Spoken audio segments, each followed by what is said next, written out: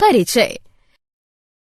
श्रुति, तुम्हें पता है हमारे देश की जनसंख्या अनाज उत्पादन की तुलना में जिस तरह बढ़ रही है, उसे देखते हुए हमें दूध, अंडे और मांस की मांग को पूरा करने के लिए अपने पशु उत्पादकों को भी बढ़ाना होगा। हाँ, इसलिए जरूरी है कि हम पशुपालन उद्योग की उत्पादन क्षमता को बढ़ाएं। हाँ बिल्कुल। तो आओ, इस पाठ में हम खाद्य संसाधनों में सुधार के बारे में विस्तार से चर्चा करें। उद्देश्य। इस पाठ के अंत में आप निम्न करने में सक्षम हो जाएंगे: पशुपालन को समझना, पशुपालन का अध्ययन करना, मुर्गी पालन को समझना, अंडा और ब्रॉयलर उत्पादन का अध्ययन करना, मछली उत्पादन, समुद्री मत्स्य पालन और देश के भीतरी भागों में मत्स्य पालन को समझना, मधुमक्खी पालन का अध्ययन करना। पशुपालन। पशुपालन दरअसल पशुओं, मवेशियों का वैज्ञानिक प्रबंधन है, जिसमें उनको खिलाना, प्रजनन और बीमारियों का नियंत्रण भी शामिल है। पशु आधारित खेती में मवेशी, बकरी, भेड़, मुर्गी और मछली पालन शामिल है। जनसंख्या और जीव स्तर के बढ़ने के साथ ही दूध, अंडे और मांस की भी मांग बढ़ रही है। इसके साथ ही पशुओं के मानवीय रखरखाव के लिए बढ़ती जागरूकता ने भी मवेशियों के पालन में नई सीमाएं खड़ी कर दी हैं। मवेशी पालन। मवेशी पालन दो उद्देश्यों के लिए किया जाता है: दूध और कृषिगत कामों जैसे जोतना, सिंचाई और बोझ ढोने वगैरह में। भारतीय मवेशियों की दो प्रजातियां हैं: बोस इंडिकस यानी गाय और बोस बुबलिज यानी भैंस। दूध देने वाली मादाओं को दुधारू पशु यानी मिल्क एनिमल और खेती के काम आने वाले पशु सूखे पशु यानी ड्रॉट एनिमल कहे जाते हैं। दूध का उत्पादन कुछ हद तक दुग्ध स्रवण यानी लैक्टेशन यानी बछड़े के जन्म के बाद दुग्ध उत्पादन की अवधि पर निर्भर करता है, तो दुग्ध उत्पादन लैक्टेशन की अवधि को बढ़ाकर भी अधिक किया जा सकता है। विदेशी मोहक नस्लों, उदाहरण के लिए जर्सी, ब्राउन स्विस का चयन लंबे लैक्टेशन अवधि के लिए किया जाता है, जबकि स्थानीय नस्लों, उदाहरणार्थ लाल सिंधी, साहिवाल आदि की बीमारी के लिए प्रतिरोधक क्षमता जबरदस्त होती है। दोनों का वर्ण संकर कराया जाता है ताकि दोनों ही का वांछित गुण मिल पाए। भैंस और गायों की मानवीय देखभाल, उनके स्वास्थ्य और स्वच्छ दुग्ध उत्पादन के लिए उचित साफ सफाई और आश्रय स्थल होना जरूरी है। पशुओं की ब्रश से लगातार सफाई जरूरी है ताकि उनके शरीर पर धूल और टूटे बाल चिपके न रहें। उनको हवादार और छत वाले आश्रय में रखना चाहिए ताकि वे बारिश, ठंड और गर्मी से बच सकें। उनके शेल्टर की फर्श को ढालदार बनाना चाहिए ताकि सफाई में आसानी हो और वो सूखा रहे। दुधारू पशुओं के भोजन की जरूरत दो प्रकार की होती है: एक भरण पोषण संबंधी जरूरत ताकि पशु स्वस्थ जीवन जिए, और दूसरी दूध के उत्पादन के लिए जरूरत जो लैक्टेशन की अवधि में आवश्यक होता है। पशुओं के भोज्य पदार्थ में शामिल हैं मोटा चारा, जिसमें आमतौर पर रेशेदार चीजें होती हैं, और गाढ़े घोल, जिनमें फाइबर तो कम रहता है, प्रोटीन और दूसरे पोषक अधिक मात्रा में रहते हैं। मवेशियों को कई तरह की बीमारियां होती हैं। बीमारियों से दुग्ध उत्पादन घटता है और पशुओं की मौत भी होती है। मवेशियों पर रहने वाले परजीवी बाहरी और आंतरिक दोनों ही तरह के हो सकते हैं। बाह्य परजीवी त्वचा पर रहते हैं और मुख्यतः चर्म रोग के वाहक होते हैं। कृमि जैसे आंतरिक परजीवी पेट और आंत को प्रभावित करते हैं, जबकि फ्लूक एक तरह का परजीवी कृमि यकृत यानी लीवर को नुकसान पहुंचाते हैं। जीवाणु और विषाणुओं से भी संक्रामक बीमारियां होती हैं।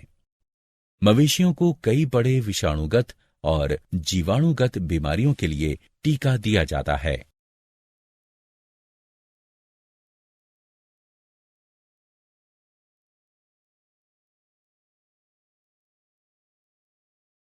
मुर्गी पालन।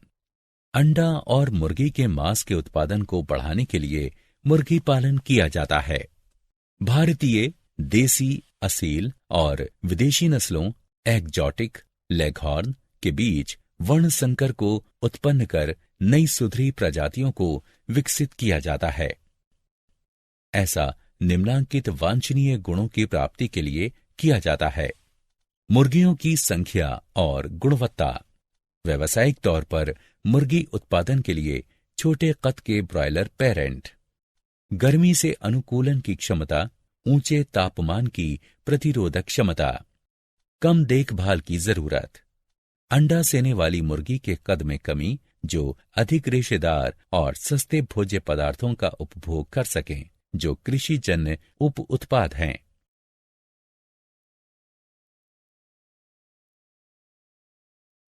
अंडा और ब्रॉयलर उत्पादन। ब्रॉयलर चिकन को अच्छे विकास के लिए विटामिन से समृद्ध अतिरिक्त आहार दिया जाता है। उनका उत्पादन ब्रॉयलर के तौर पर किया जाता है और मांस के लिए बाजार में भेजा जाता है। बेहतर कुक्कुट पालन के लिए अच्छे प्रबंधन की जरूरत होती है, जिसमें तापमान का नियंत्रण और स्वास्थ्यकर दशा को रखना शामिल है, जिसके साथ ही बीमारियों, विषयों की रोकथाम और नियंत्रण शामिल है। अंडे सेने वाली मुर्गियों की तुलना में ब्रॉयलर के लिए रहने, पोषण संबंधी और पर्यावरणिक जरूरतें अलग होती हैं। ब्रॉयलर के लिए राशन में पर्याप्त वसा के साथ प्रोटीन की अधिक मात्रा वाला खाद्य चाहिए। पोल्ट्री के आहार में विटामिन ए और के की मात्रा अधिक रखी जाती है। पोल्ट्री की चिड़ियों को विषाणु, जीवाणु, कवक, परजीवियों के साथ ही पोषक तत्वों की कमी से भी कई तरह की बीमारियां होती हैं। नियमित अंतराल पर उचित सफाई, स्वच्छता और बढ़िया कीटनाशकों का छिड़काव जरूरी है। संक्रामक बीमारियों को टीकाकरण से दूर किया जा सकता है। मछली उत्पादन। हमारे खाने में पशु प्रोटीन का सबसे सस्ता स्रोत मछली है। मत्स्य उत्पादों में पंख वाली मछली के साथ ही कवचीय प्राणियों जैसे घोंघा और झींगा भी शामिल हैं। मछली या तो प्राकृतिक स्रोतों से मिल सकती है, जिसे कैप्चर फिशिंग कहते हैं, या फिर मछलियों का उत्पादन भी किया जाता है, जिसे कल्चर फिशरी कहते हैं। समुद्री मत्स्य पालन। भारत के समुद्री मत्स्य पालन के संसाधन में 7,500 किलोमीटर लंबी तटरेखा और इससे आगे का गहरा समंदर है। समुद्री मछलियों में लोकप्रिय पॉम्फ्रेट, मकरेल, टूना, सार्डिन्स और बॉम्बे डक है। समुद्री मछलियां मछली मारने वाली बोट से कई तरह के जाल का प्रयोग कर पकड़ी जाती हैं। कुछ व्यावसायिक समुद्री मछलियां हैं शल्य वाली मछली जैसे मुलेट, भेटकी और पर्ल स्पॉट।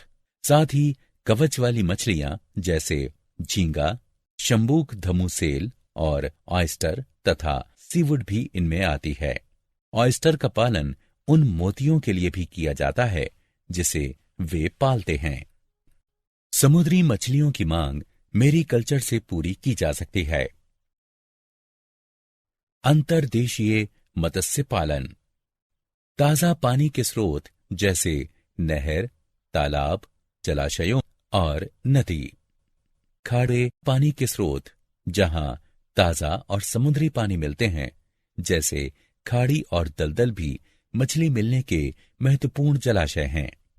मत्स्य पालन का मतलब अंतर्देशीय जलाशयों में मछली को पकड़ना है।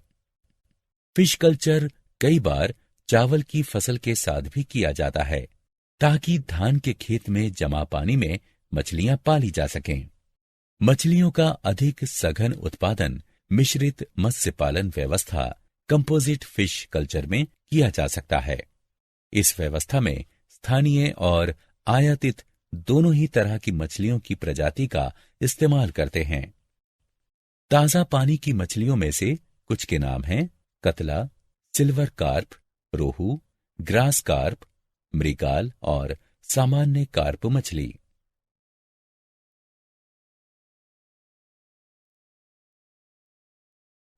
मधुमक्खी पालन। शहद का इस्तेमाल व्यापक तौर पर होता है और इसीलिए मधुमक्खी पालन एक कृषिगत उद्यम बन गया है। मधुमक्खी पालन में चूंकि कम निवेश की जरूरत होती है, इसलिए किसान अतिरिक्त आमदनी के स्रोत के तौर पर इसका इस्तेमाल करते हैं। शहद के साथ ही मधुमक्खियों के छत्ते से मोम की भी प्राप्ति होती है, जिसका इस्तेमाल कई तरह की औषधियों में किया जाता है। व्यावसायिक तौर पर शहद उत्पादन के लिए मधुमक्खियों की स्थानीय प्रजातियां हैं। एपिस सेरेना इंडिका, जिसे आमतौर पर भारतीय मधुमक्खी कहते हैं, ए दोरसाटा, जिसे रॉक बी कहते हैं, और ए फ्लोरे, जिसे छोटी मधुमक्खी कहते हैं। मधुमक्खी की एक इटालियन प्रजाति ए मेलिफेरा का भी इस्तेमाल शहद का उत्पादन बढ़ाने के लिए किया जाता है। इटली की प्रजाति में अधिक शहद इकट्ठा करने की क्षमता होती है। वे डंक भी कम मारती हैं। वे अपने छत्ते में लंबे समय तक रहती और अच्छी तरह प्रजनन करती हैं। व्यावसायिक तौर पर शहद के उत्पादन के लिए मधुमक्षिशाला बनाई जाती हैं। शहद की गुणवत्ता उनको दिए चारे, परागण के लिए उपलब्ध फूलों और जमा पराग पर निर्भर करती है।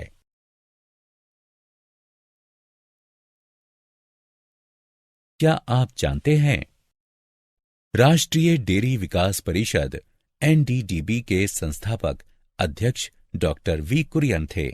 उन्होंने 1970 में ऑपरेशन फ्लड शुरू किया था।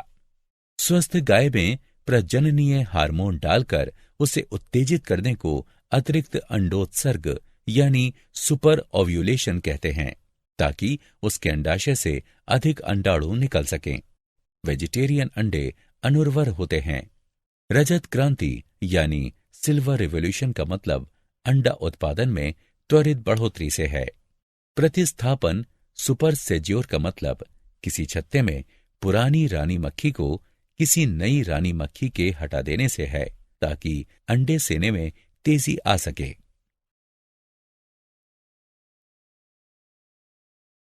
सारांश। आइए हमने जो कुछ सीखा है उसे संक्षेप में दोहराएं। खेती वाले मवेशियों को उचित देखभाल और प्रबंधन जैसे आश्रय, आहार, प्रजनन और बीमारी नियंत्रण की आवश्यकता होती है। मुर्गी पालन घरेलू मुर्गियों, चिड़ियों को पोसने के लिए करते हैं। पोल्ट्री उत्पादन में अंडे उत्पादन और मांस के लिए ब्रॉयलर का उत्पादन शामिल है। पोल्ट्री उत्पादन बढ़ाने के लिए भारतीय और विदेशी नस्लों के बीच वर्णसंकर प्रजातियों का प्रजनन कराया जाता है, ताकि नस्ल सुधर सके। मछली समंदर के साथ ही अंतर्देशीय स्रोतों से भी प्राप्त की जा सकती है। मछली का उत्पादन बढ़ाने के लिए उनको समुद्री और अंतर्देशीय पारिस्थितिकी में पैदा किया जा सकता है। समुद्री मछलियों को उपग्रहों और इको साउंडर की मदद लेने वाले जाल से पकड़ा जाता है।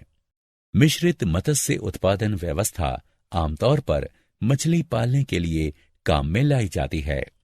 शहद और मोम के लिए मधुमक्खियों को पाला जाता है।